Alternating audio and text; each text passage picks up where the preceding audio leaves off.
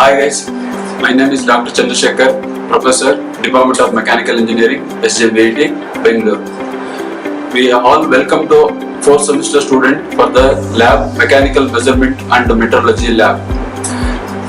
In this lab, there are divided into the two portions. One is Measurement lab and the second one is Metrology lab. In the Measurement lab, there are 5 experiments are there in Measurement lab. The experiments are calibration of pressure gauge, calibration of load cell, calibration of thermocouple, calibration of LVDT, and fifth experiment is to determine the modulus of velocity by using the strain gauges. These are all the experiments from the part A. Come to the part B experiment. These are all the metrology experiments.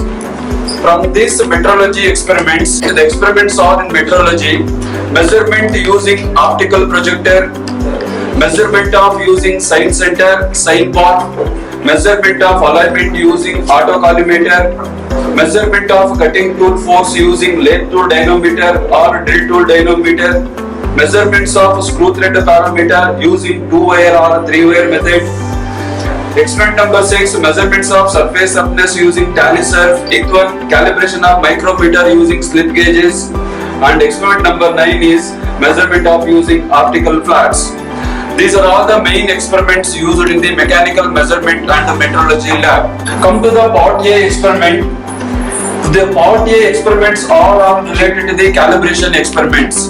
The calibration is the difference between the measured value and the standard value. The calibration itself is used to find out the accuracy of the instrument.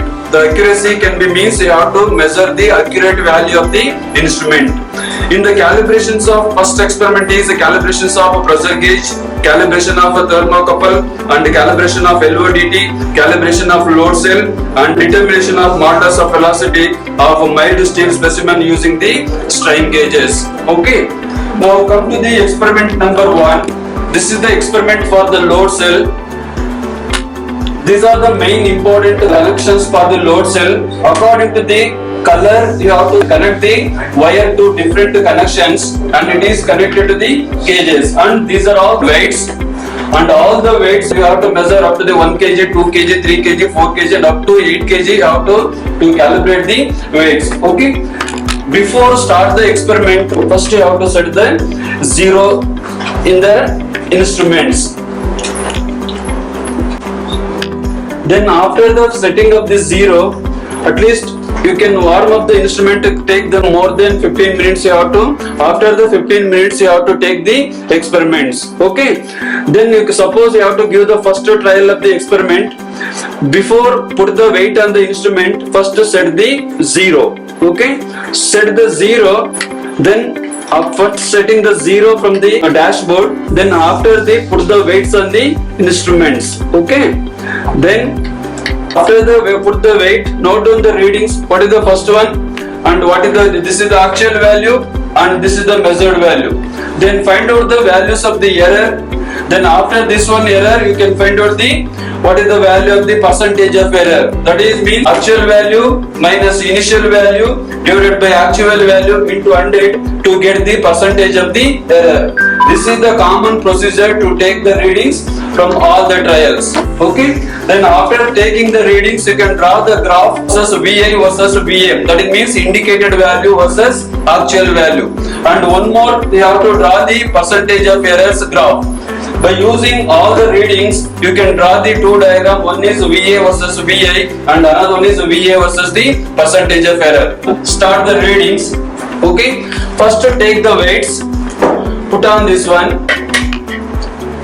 Okay. Then you can adjust the values. Note down the values from the instruments. Note down the readings from this one. From the tabular column, first note down what is the from actual value, then what is the values of the indicated value.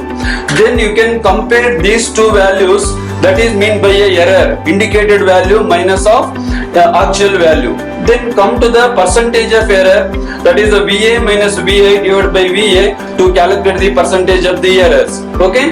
Then after the first trial, you can remove the weight.